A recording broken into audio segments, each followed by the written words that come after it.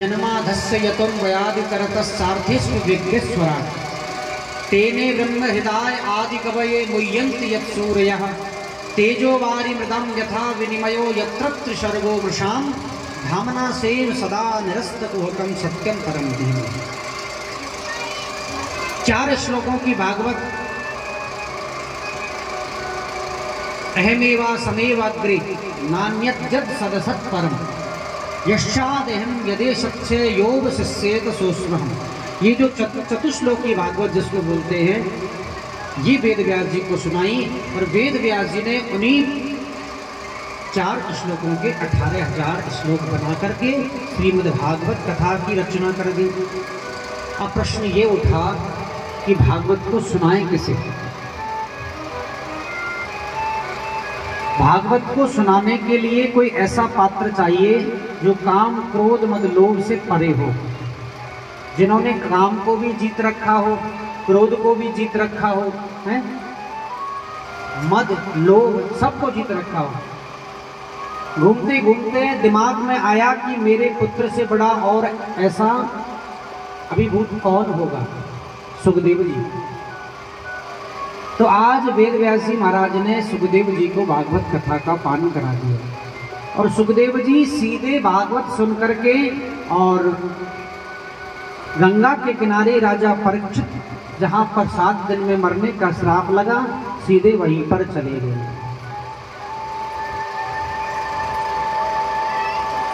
बोले महाराज जी परीक्षित कौन है? बोले परीक्षित पांडवों का प्रपुत्र है, अभिमन्यु का पुत्र। प्रेम से बोलिए राधे राधे।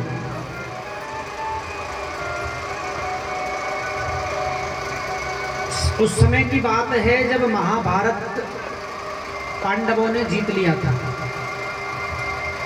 सारे कौरव मारे जा चुके थे और जो दुर्योधन है उसकी जंगा को भीमसेन ने अपनी गदा के प्रहार से तोड़ दिया। आज वो रणभूमि में पड़ा हुआ है और मृत्यु के दिन गिन रहा है। इधर दुर्योधन का जो मित्र है अश्वत्थामा, जो द्रोणाचार्य का पुत्र है, वो आता है। उसने कहा कि अरे मित्र, ये दशा तुम्हारी किसने की? दुर्योधन रोते हुए कहने लगा कि भैया क्या बताएं, भीमसेन ने अपनी गदा से हमारी जंगा तोड़ दी और इस बात का भी मुझे दुख नहीं है। दुख इस बात का है कि हम 100 भाई होते हुए भी एक नहीं बचे और वो 5 भाई होते हुए भी एक नहीं मरा। पर 5 भाइयों ने हम 100 भाइयों को मार दिया। यदि उनमें से एक भी मर जाता तो मेरे इस कलेजे को ठंडक मिल जाती। अश्वत्थामा कहने लगा कि मित्र, मैं तुम्हारा मित्र हूँ और मित्र का दुख मित्र ही समझ सकता है, इसलिए मैं तुमसे प्रण करता हूँ। तुम एक पांडव की बात कर रहे हो, मैं 5 पांडवों को मार करके आऊँगा। दुर्योधन कहने लगा अरे मित्र, जिनको हम 100 भाई नहीं मार सके तो तुम अकेले मारोगे? बोले आप देखते जाओ। रात्रि का समय है, पांडव लोग अपने शिविर में विश्राम कर रहे थे, लेकिन कहते हैं कि जाको राखे साइया मार सके ना कोई, पर बाल न बांका कर सके जो जग बैरी होई। और जिसके रक्षक स्वयं भगवान कृष्ण हो, उसका कौन बाल बांका कर सके? भगवान ने पांडवों से कहा कि भैया आज तुम्हें लेकर के कहीं उत्सव मनाने के लिए चलते हैं, क्योंकि हमने महाभारत का युद्ध जीता है, इसलिए उत्सव मनाएंगे, आओ चलें।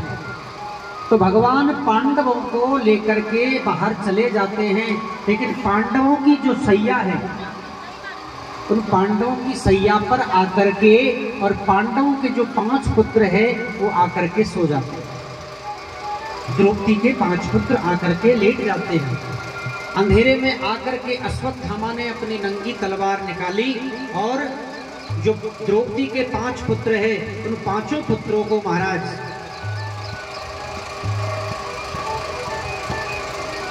अपनी तलवार के द्वारा उनको मृत्यु कर देता है और उनके सर को लेकर के दुर्योधन के सामने जाकर के खड़ा हो जाता है। कहता है देखो मित्र, सबूत के साथ में मैं पांडवों की मृत्यु लेकर के आया हूं। और जैसे ही दुर्योधन ने देखा तो महाराज जोर जोर से रोने लगा कि अरे मित्र, तुमने ये क्या कर दिया। हमारा जो कुरुवंश है वो लगभग समाप्त हो चुका है। केवल ये द्रौपदी के 5 पुत्र बचे थे जिनसे हमारा वंश आगे बढ़ता, और इनको भी तुमने मार दिया। अब हमारे वंश को कोई पानी देने वाला नहीं बचा। ये तो तुमने बहुत गलत किया। और मेरा बैर केवल पांडवों से था, इन पुत्रों से नहीं था। इसलिए अब तुम्हें अर्जुन नहीं छोड़ेगा।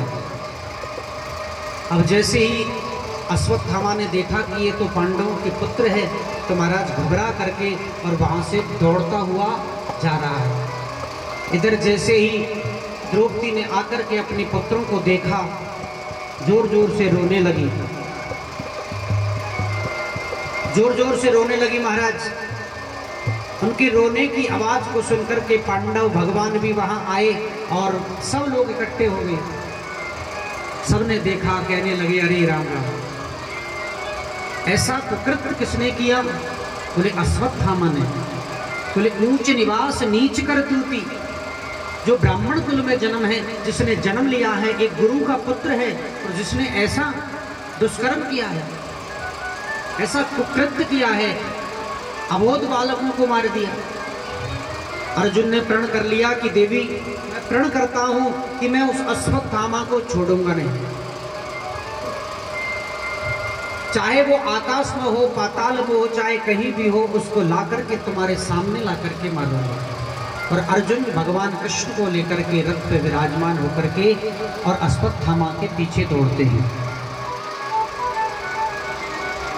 अश्वत्थामा ने देखा कि अर्जुन तो मुझे मार ही डालेगा, तो अश्वत्थामा ने ब्रह्मास्त्र को अर्जुन के ऊपर छोड़ दिया। अब जैसे ही अर्जुन के ऊपर ब्रह्मास्त्र छोड़ा महाराज, अर्जुन भगवान के चरणों में गिर गया, कहने लगा कन्हैया मेरी रक्षा करो। ब्रह्म बंधुर हंतव्यम आतताई वदार्महं मय्येवो भयमाग्रं परिपाक्षनुषासनम्।